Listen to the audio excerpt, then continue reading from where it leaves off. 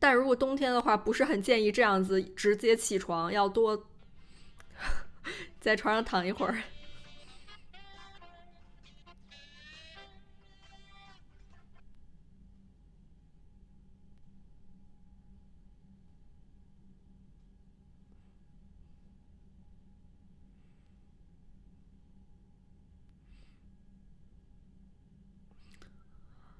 是撒的糖吗？倒是有一种就是凉拌番茄的那种菜，凉菜。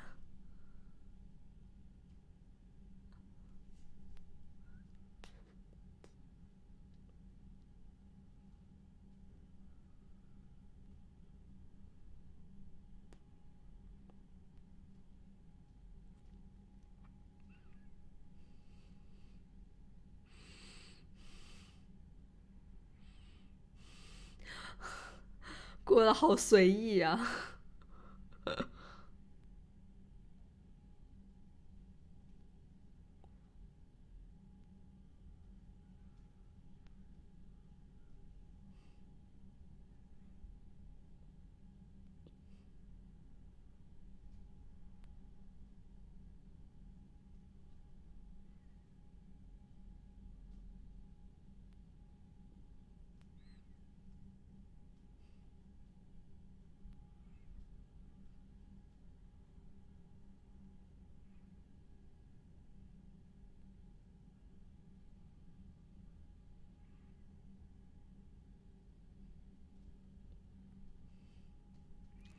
但是能早上坚持吃点东西，已经是很好的习惯了。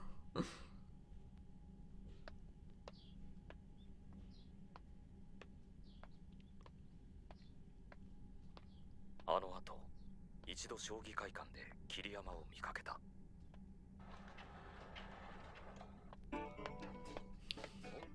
一心に棋譜を調べ、控えを取っていた。話しかけようかと思ったが、その険しい表情を見てやめた。他还是挺急于打败后藤的感觉。桐山が集めていたのは、島田八段の棋譜と後藤九段の棋譜、その2つだけだった。たく、あんなクソガキ。いやー、腹立つわ、あの野郎。俺が勝ったケースは思いっきりスルーかよ。そして島田さんすらぶっちぎって、もう後藤と当たる気満々って何様のつもりだよ。俺にはねえよ。後藤を破って島田さんと向かい合うビジョンなんて。だけど分かってる。そうだ。そこが問題なのだ。桐山の見たビジョンは、ただの虫のいい思い込みともまた違う。俺たちはプロだ。受け入れようが目をそらそうが、自分の力量は残酷なまでに正確に、胸のどこかで測って。不留余地的。それが測れてこそのプロだ。勝てるかもしれないと思える人間がそのまま。勝つ可能。如果你都无法想象自己能赢的话，实际上就更难赢了呀。後藤を破って島田さんと向かい合うビジョンなんて、つまりそういうことだ。だがしかし、そっからもさらに息汚く勝ちににじり寄ろうとするのが、またプロの仕事ってやつなんだよね。後藤の形は居飛車穴熊、対する俺は風車。每个棋手都有不同的风格，棋风。俺は軽く広くが持ち味だ。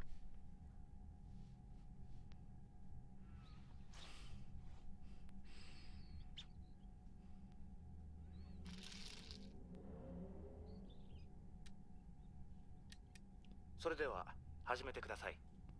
よろしくお願いします。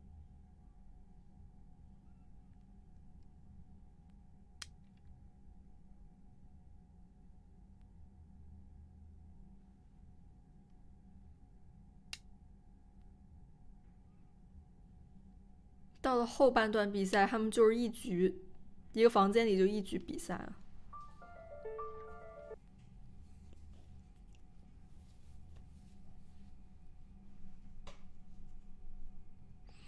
风雨欲来的感觉呀、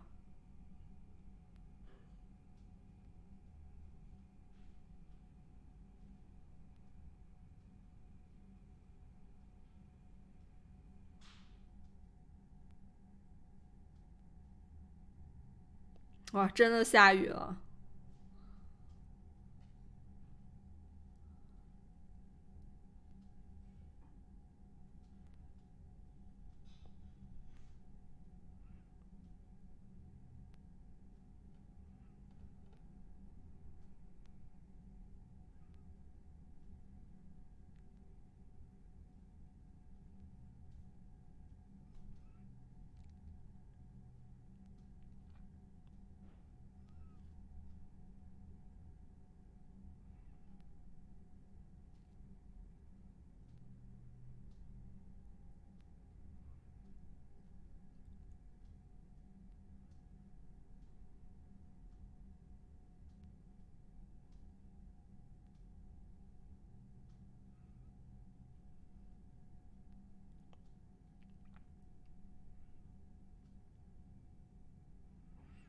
他就是很沉稳的奇峰，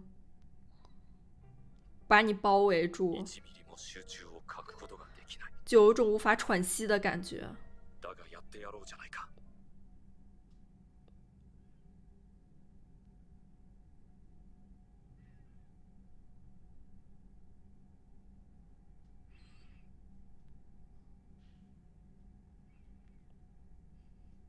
雪だって言ってたよ、予報では。通りですごく冷えると思った。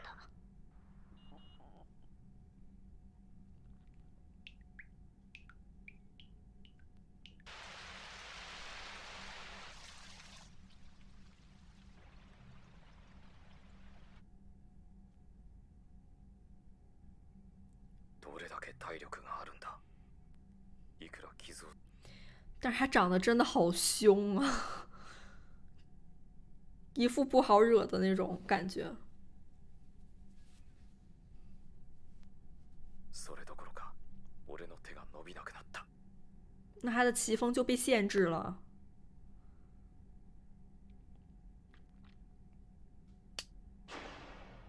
そしてその一撃が来た。哇，沉重的一击来了。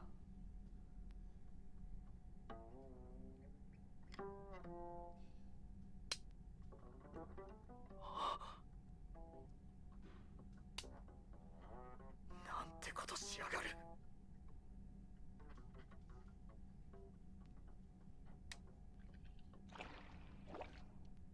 この男、何が見えてる。ものすごい力で攻め込まれる。こじ開けられる。真っ黒な水が一気に流れ込んでくる。哇，这心理描写。あっという間に引きずり込まれていく。皆そこまで。先是像暴雨一样席卷你的周围，再在需要下手的时候，一下把你拽入到这种水底中。負けました。軽いな。だがまだちょっと重い。26角と除いた後、52金左と守ったな。63金と上がった方が良かったな。あれで重さが出てしまった。身軽さが心情なのだろう。ならば迷うな。还给出了很中肯的建议呢。まあねえな。なすすべなく乾杯した挙句、つきものまで落とされて。フルコースかよ。迷うなんなんだよ、あの分厚い男っぷりは。いくつよ？ 41？ あと10年ちょっとで出せんのか、俺。あの迫力。可爱。モテんだろうな。ああ。箱子确实完全沦陷了，但是他已婚呀，我请问呢？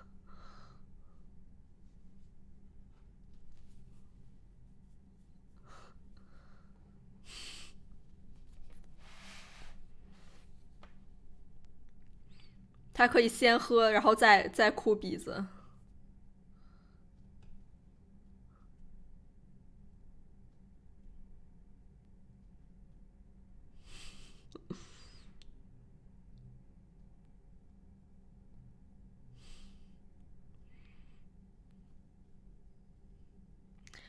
炸毛小猫，那不就是零吗？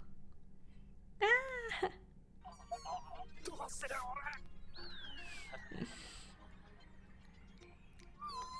啊，俺あったっつう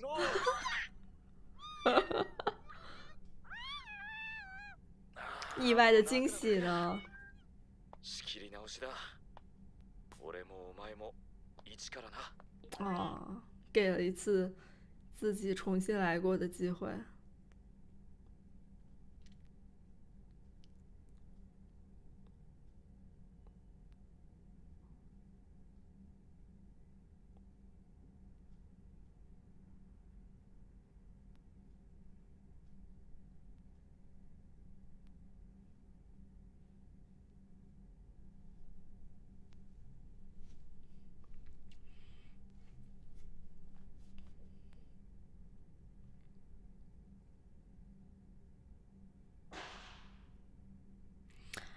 但是，就算他没有出轨，他也不能打人。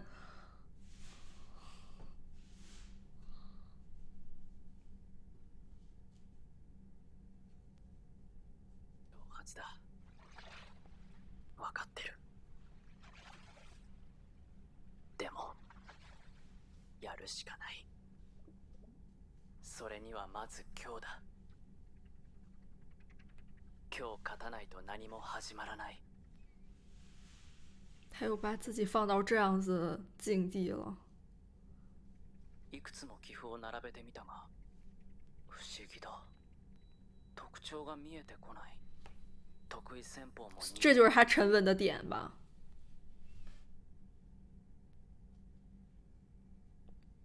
密不透风的感觉。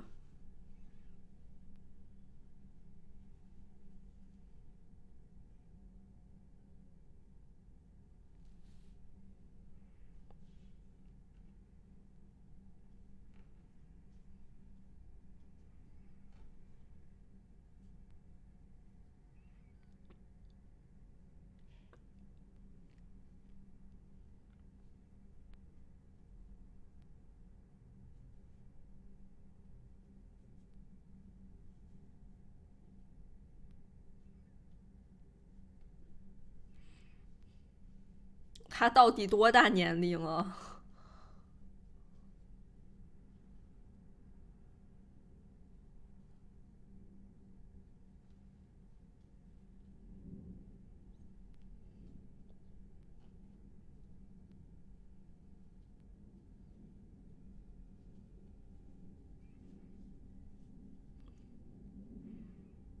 还要有充足的体力。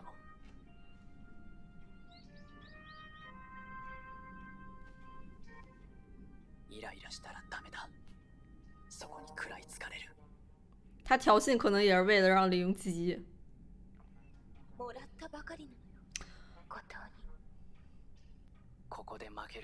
但是后藤他看上去对香子完全没感觉，可能香子在说谎或者什么的，感觉那个手表应该不是他给的吧。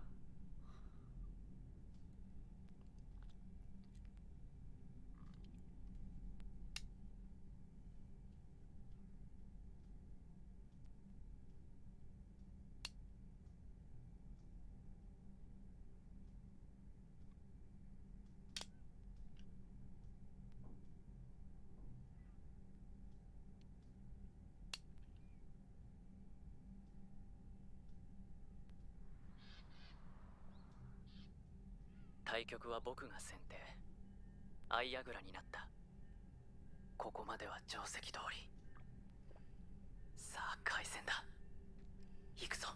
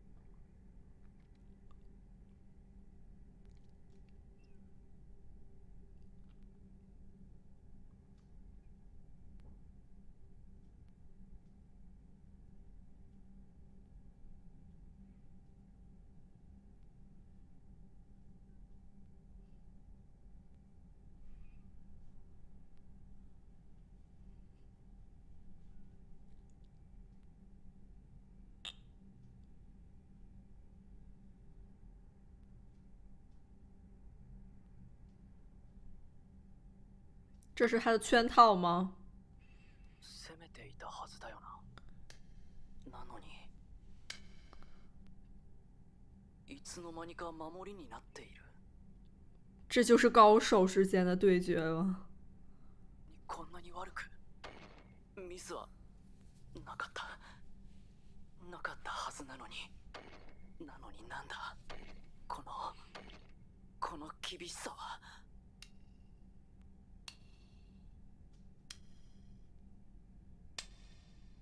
攻める手がもうない。哦，他就先击溃他的攻击的手段。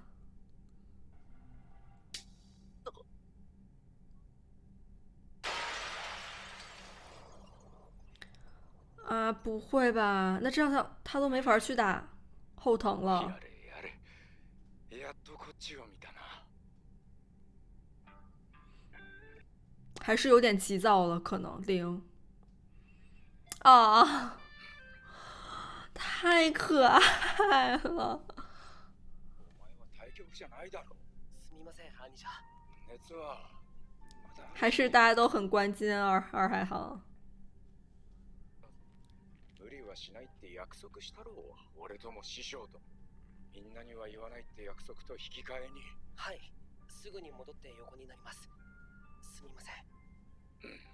いや、俺もいきなりいやいや言ってすまない。びっくりしてな、お前がいるから。で、どうしたんだ、ボー。何か俺に伝えたいことでもあったのか。はい、実は兄者に桐山の頭をかち割ってやってほしいのです。ボーのやつ、何を言うかと思えばまた厄介なことを。小脸红，要指引他一下。